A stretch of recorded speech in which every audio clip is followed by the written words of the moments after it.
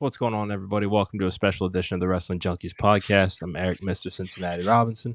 As always, I'm joined by the podcast dad himself, Chris Hoops. Choops, how we doing, man? I'm good, but it is that time. We're going to do Yes. something I really like that we do. We talk to actual real life wrestlers, so let's get into it. Yeah, this is an exciting one for us. This is one we've been wanting to do for a while, and glad that we're finally going to get to do this.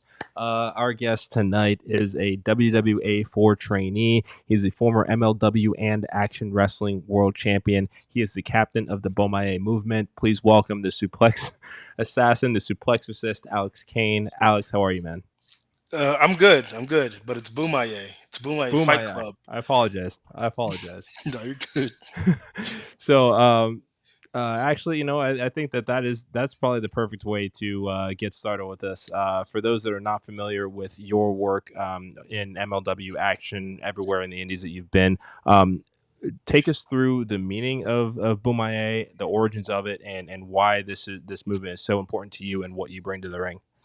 So the meaning of Bomaye is finish and kill him. It's just really, really aggressive, and I don't think that a lot of people know that or whatever. But it's fun to say. It rolls off the tongue.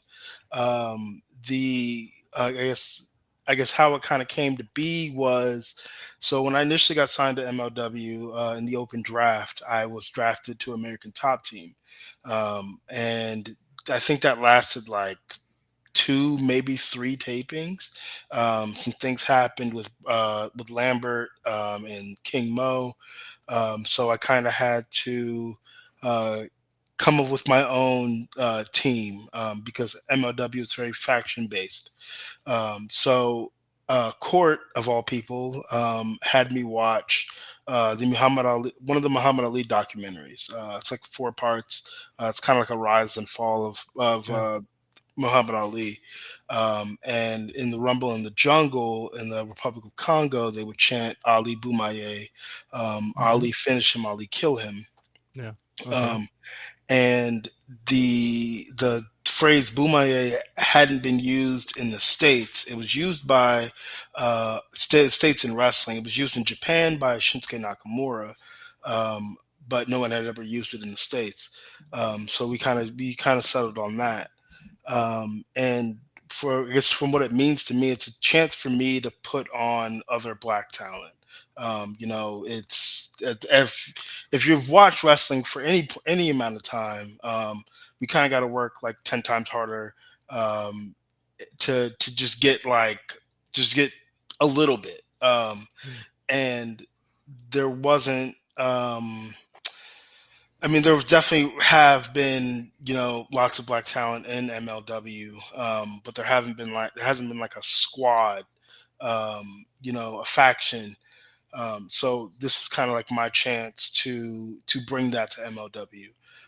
But yeah, I really just look at it as a way to highlight black talent. With the entrance when I was world champion, you had like no, I would say hundreds, maybe like 50, 60, Yeah. people or whatever in the entrance. And, it's just, a chance to have, a good time and whoop some ass. I Yeah, like it. no, That's that well said. it gets the crowd into it, right? Like Yeah. we see that all the time. We just talked about it, like with Jey Uso. Once you get that crowd interaction, more people get behind you. So let's rewind a little bit and let's take you back to kind of your origin story, right? Like how did you get into wrestling? What's your earliest memory of wrestling? Like what got you into this? Yeah. So um, I think I initially got into wrestling through the video games. My one of my older brother's friends, would always bring over like the new SmackDown game, and he kind of like sat me down in the living room. Was like, "Yo, you should play this." So I Yeah. think it was like SmackDown 2, and I was just like, "Yo, this is amazing." And then I guess to kind of feed that. I went to a yard sale one time and there was a VHS and it's called Stone Cold's Demolition. And like when I was playing SmackDown 2, I really didn't know the characters. I was just like, this guy looks cool, that guy looks cool, let's do this. But that VHS the guy that sold it to me, he told me like who Stone Cold Steve Austin was, what he was all about.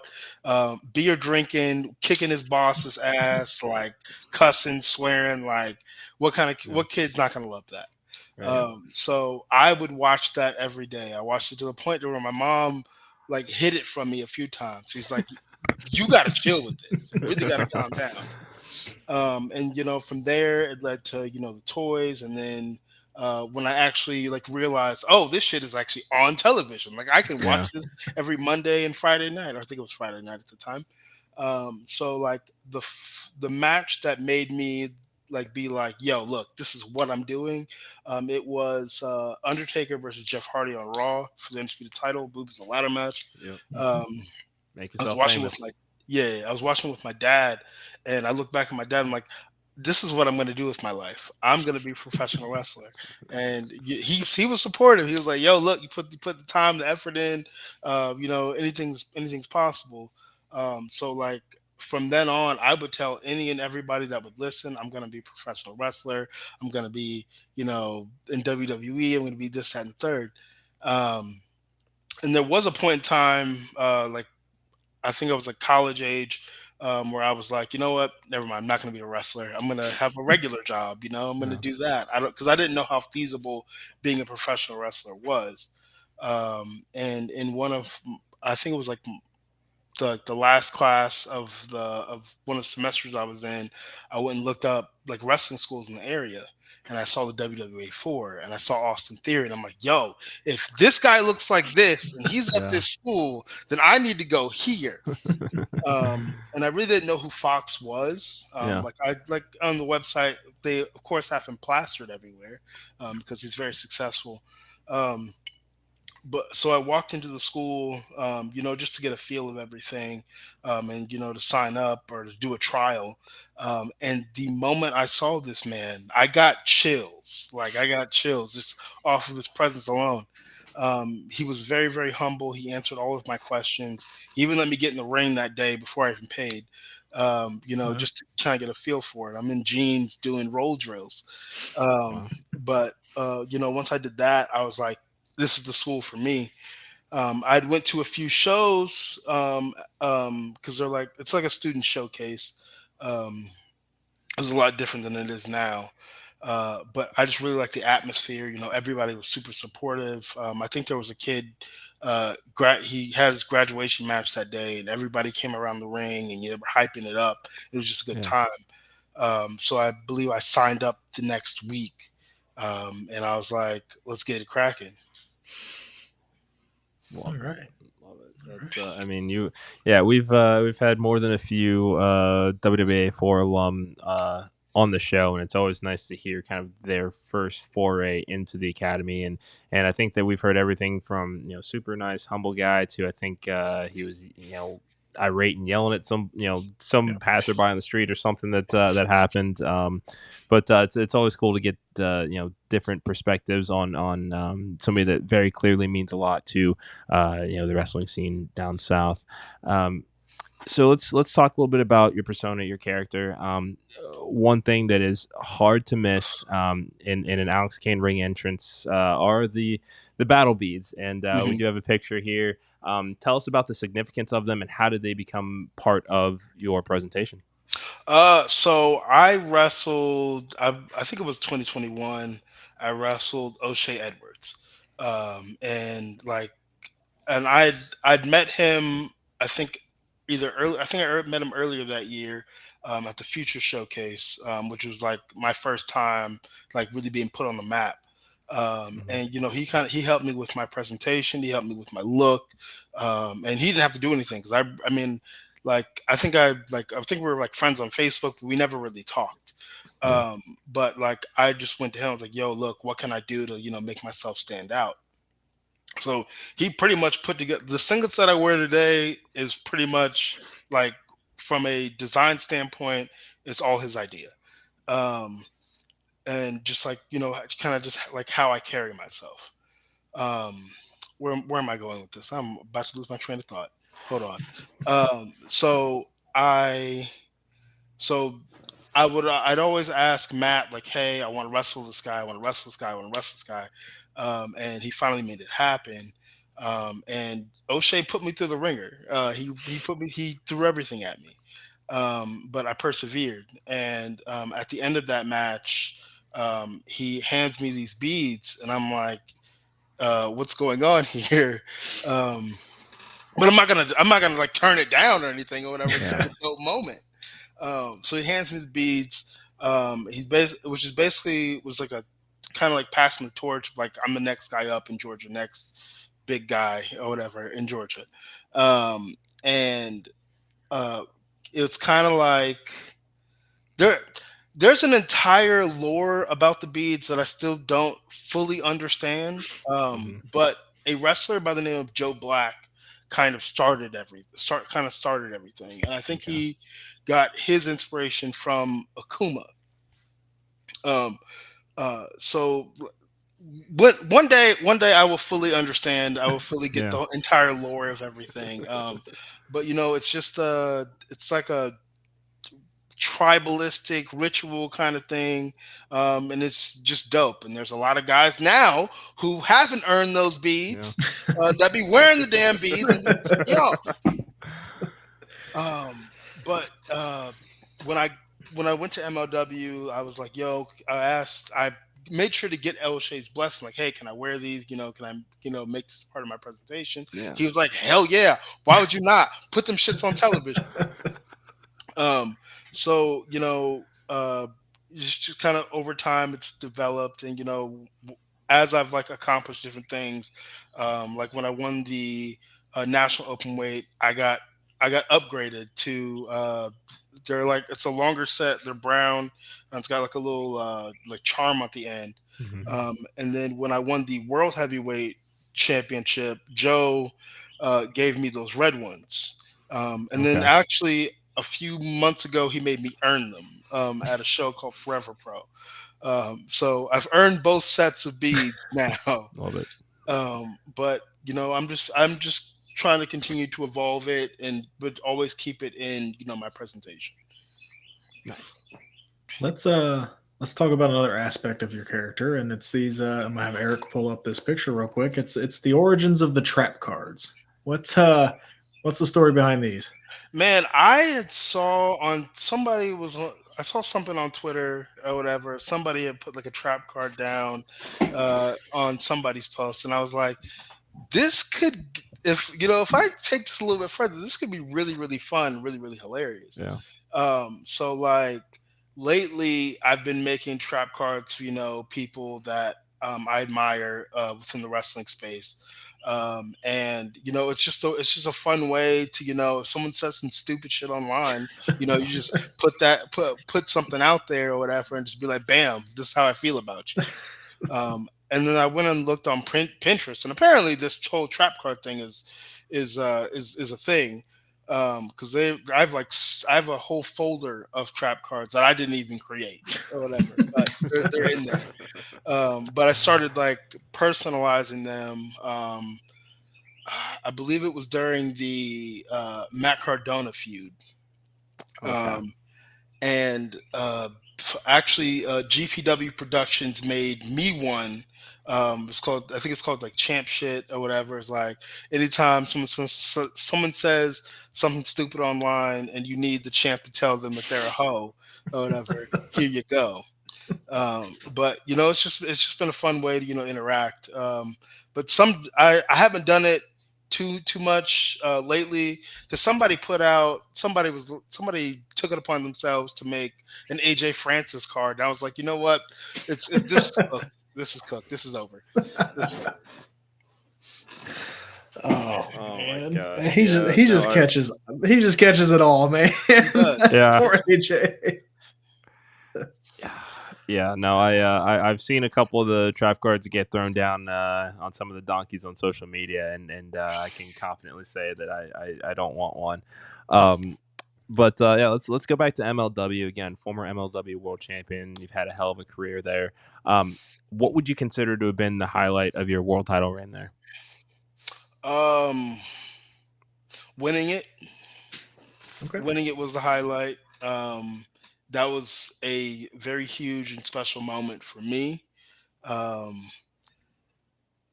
it like I don't know. I When I first got to MLW, like I always wanted to wrestle Hammerstone. I got to wrestle him outside of that, like I think like a week after I got signed. But Hmm. like that's on the independents. But like actually getting to wrestle him in MLW was really really dope. And for people would always be like, "Oh, we need Alex Kane versus Alex Hammerstone. Like that's the match we want to see." Yeah. And for people to be so excited about it, so when I got there, to when we finally got to it, and everything kind of came full circle. That was a really really dope moment for me. To have a lot of my friends there. To be a part of that special moment and to have the entire crowd behind me was insane. My wife was there, and she like the stuff they were saying to Hammerstone. She was like, "I feel so bad for this man." I'm like, "Don't feel bad for him. Don't feel bad for him. He deserves this." Yeah. Because they were chanting same old shit and all that other stuff. I was like, "God damn." Whew. So now I'm tasked with asking harder questions. I know the wound is fresh, but you're also a former Action World Heavyweight Mhm. Champion.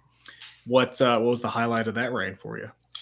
Uh, Also winning it because I was also MLW World Champion at the time, so I was a double World Champion. That was dope as hell. Shug D. I don't know if I ever would have been in the conversation of the Action World title without Shug D literally like pushing for it. Like he was in Matt's ear every single chance he could get. Like you need. I mean, he's Yeah. popping. He's popping. You need to go ahead and do this. You need to do this right now. But yeah, uh, yeah, that I think winning it was really really dope. Even though I think I lost the MLW World Title like not too long after that, but it is what it Yeah. is. But to call myself a double World Champion, it's fire. Hey, you will always I have love that. it. You were double Yeah. champ. Not a lot of people can say that. Yeah. And it was it was a hell of a match against Manders. I mean, we were front row for that, and it was Hard hitting. entertaining, physical. Just my chest hurt for a couple of days after. Yes, yes. The back of my head hurt Yeah. after that clothesline you gave Yeah. him. But in addition to the in ring career, you were recently followed around with the camera for the for IWTV streaming series, The Life of Alex Kane. Take us through how this opportunity came to be, and what was it like to bring the cameras into not just what you're doing in the ring, but also your personal life too. When I had seen the Life of series and stuff like that, I had always been like, what do I need to do? How over do I need to get for this to happen? Because I've always wanted to do it. And IWTV reached out to me. It's like, hey, you want to do the life of? I'm like, hell yeah, I want to do the life of. Kind of question is that? Should have put me on the docket. Nice. But that was a really dope experience. Having to remember to record certain things, and they always told me it was like majority. They wanted majority of like my life stuff. Like they would get the IWTV clips or like anything that I recorded as far as match wise. But what they really wanted to see was like, what's Alex Kane's life like? And I was like, Yeah. my day to day life really isn't that exciting. But I was like my wife was just like, you know what? Look, you just showing some stuff here and there or whatever, and I think people are gonna love it. I think the coolest thing about it was we were going to Germany around the time that I got it. Mhm. So being able to show people Germany, her family, and a lot of the things that they do differently over there than they do over here. But it was a really really fun experience. From what I can see online, it's very well received. Yeah. I got a few like candid moments on there, just talking about different things. But I think the one thing that stands out to a lot of people is like me dealing with imposter syndrome. And I don't think that shit's ever going to go away. I'm very hard on myself sometimes. Um, a lot of times I don't think that I'm as good as some of these other people. And even though when you look at my body of work, it's like, what the fuck are you talking about? Yeah. Like, what are you talking about? But it's just I'm not satisfied with what I've done, and I always want more. And sometimes you don't get more, or you don't get everything that you want and stuff like that. You don't always get the crazy runs that you want and stuff like that, especially in the independents. Yeah. But I feel like a lot of people, deal with that and have the same, outlook that I have. But you just kind of got to be grateful for what you get and what you have, because I know a lot of people would kill to be in my position. Mhm. Sure. So, looking back now at the documentary, what is it that you want people to take away from, the life of Alex Kane? What is it? What's the overarching message now that you want people to know? That I'm human. Like I'm a dude. Like I Mhm. always when people always say, "Oh, you're a star. You're this and third." I'm like, I mean, yeah, that's cool, great, and awesome. But Yeah. at the end of the day, I'm a guy. I'm a normal guy who happens to be good at professional wrestling. Yeah. You say good. A lot of people would say great, but Yeah. it's. Well, right now I'm being a hoe because humility is for hoes. So I'm trying to be humble. Well, speaking of stars, you recently met Silicon Valley star T.J. Miller. Uh, how does this come Which was about? I mean, insane because yeah. I did Let's. not like. I'm standing at my merch table, and he comes up, like he comes up to my merch table or whatever, and I'm like, how you when you see somebody famous or whatever, but like you don't know where you've actually seen them, but you've Yeah. seen them somewhere. It was one of those moments. Like, I have seen you on television. He's like, I bet you have. I bet you have. And he was like, you are awesome. Like, I really, really like the performance. And like he followed me on Instagram and everything. Like, 'cause Nice. he does shows in Atlanta sometimes. And I told him, look, if you have a show in Atlanta at some point, someday soon, send me the dates or whatever. Definitely come out to see you. But yeah, that was crazy because I was not expecting that at all. They didn't announce him being there. He was just there chilling, drinking, having a good fucking time. Nice. Did he come up wearing that hat? Yes, Did he? That's yes, hilarious. he came up wearing that hat. Yes, that's very on brand. So Yeah. Extremely. we've been talking all things Alex Kane. We want you to kind of turn the spotlight onto other indie talent that we need to be paying attention to as fans over the next couple of years, or over the next year. Who is it we need to Um, keep an eye out for? One of my great rivals and great friends in Damian Tangra. I feuded with him a little bit in action. No, forget a little bit, a lot in action. Well, we've had a nice storied back and forth. But he's extremely talented, and he's just one of those guys that really just needs a shot. And I try to advocate for him where I can. Shug D's another one, been around for a very long Yeah. time. A lot of my mentor and a lot of other people's mentor. He's another guy that just needs an opportunity. Um, O'Shea Edwards. We talked about him a little bit before. I always tell O'Shea he's the total package. The man can talk, he can wrestle, and he has the presence. Um, and he's just so talented. He was in MLW with me for a little bit. He was even in the open draft, and I really thought, like, okay, he's in the open draft. Like he's about to be a mainstay, and Yeah. things just didn't work out. Hell, even Thomas. I mean, Thomas really don't wrestle. He don't really wrestle outside of MLW because he makes good money outside of it. But I would love to see him, get a shot at the open weight or even the heavyweight. That'd be fucking Yeah. fire. He's uber talented. Um, who else? Really, any of the kids out of this, not. Yeah, no, really any of the kids out of the A4, Jay Lucas, Teriyaki, who Yeah. took a chance on himself and went to Noah, and kind of made himself. Um, those are only two I can really think about right now. Only two I can think about, but there's Okay. a whole crop of them that are very, very talented. Love that. Love that. Yeah, no, we as we wind down here, we have one very, very final important question to ask you. Every guest gets asked this question. There is no right or wrong answer, Yes, there is. despite whatever There's a right or reactions wrong you might answer see always. from the host There here. is. But when you hear the moniker Mr. WrestleMania, is it Shawn Michaels or is it The Undertaker? Shawn Michaels. Oh, man. That's the wrong answer. Dude, Taker got you into wrestling. Really and truly in that match, it was mainly Jeff Hardy that got me into wrestling. I don't know. To me, I mean, Undertaker, like the presentation, the character is really cool, but like Undertaker himself is just out. Like if we took that away, Yeah. he's not that exciting to me. But Shawn Michaels is, I mean, he wasn't that tall, he wasn't that big, but he was charismatic and entertaining as fuck. Yeah. Okay. Look, Here. I'm not gonna argue the points. Also, because I'm afraid you're gonna clothesline me and suplex me. Not But at all. I'm gonna do that. I will. We will agree to disagree. Eric, you get another one. Good job for you.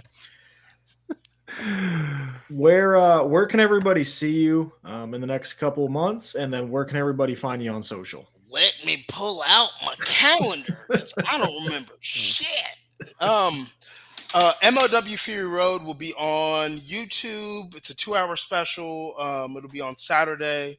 You should watch that. I murder a dude. It's great. Okay. Let's see. I will be at Spartan Pro Wrestling in Gadsden, Alabama. It will be my return after 3 years. 3 years. Okay. Wrestling the heavyweight champion. And then also the Battle Riot is coming to Atlanta. It is one of MLW's bigger events. The main match in that is the Battle Riot. 40 competitors. You can win by pinfall, submission.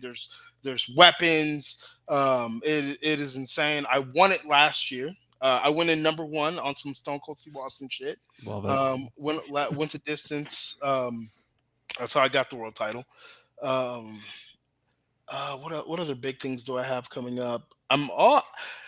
Tentatively, I will be in the UK June 27th, 28th. Tentatively, because I was supposed to be there this week, but that kind of fell through. But yeah, those are the big things I have coming up. Okay. Where can everybody find you on social media? TikTok and Twitter is Alex_Kane11. Follow me on Twitter because I'm funny and because I post cool things. Follow me on TikTok also because I'm hilarious and I wrangle wrestling fans that have bad takes. Instagram is the Suplex Assassin. There's an application called Tips Allowed. I get on there sometimes and do like post-match reviews. I guess there's another word I'm looking for, but post-match reviews. And if you tip me, because tips are allowed. You put money in my pocket. Look me up on YouTube. I have a YouTube channel. It's just Alex Kane. You just type in Alex Kane, you'll find it. Just a nice picture, nice grinning photo of my face. What other social medias are there? Don't find me on Facebook. I have like 5 friend requests from people that I like. Some of them are workers. I don't always add the workers, but some of them are fans. But they don't buy merchandise. I've never seen them at shows. I don't know why they want to be there. Sure. I don't get it. Makes sense. Fair. Well, yeah, no, this was absolutely fantastic. Thank you so much for joining us. It was great to meet you in person at Action Forever earlier this month, and we certainly can't wait to have you back on the show. I can't wait to be back, and you should also come back to Action. Oh, we plan to. We're talking about some things with Matt, so we'll be back. Yeah, I love that. You should also come to Battle Riot. That's what you also should do. Okay. This match with AJ France is going to be love it. Hell yeah, can't wait. Alex, thank you so much for joining us, and thank you for watching along at home. For the Suplex Assassin, Alex Kane. For the podcast dad, Mr. Cincinnati. It's been a special edition of the Wrestling Junkies Podcast. We'll talk to you guys soon.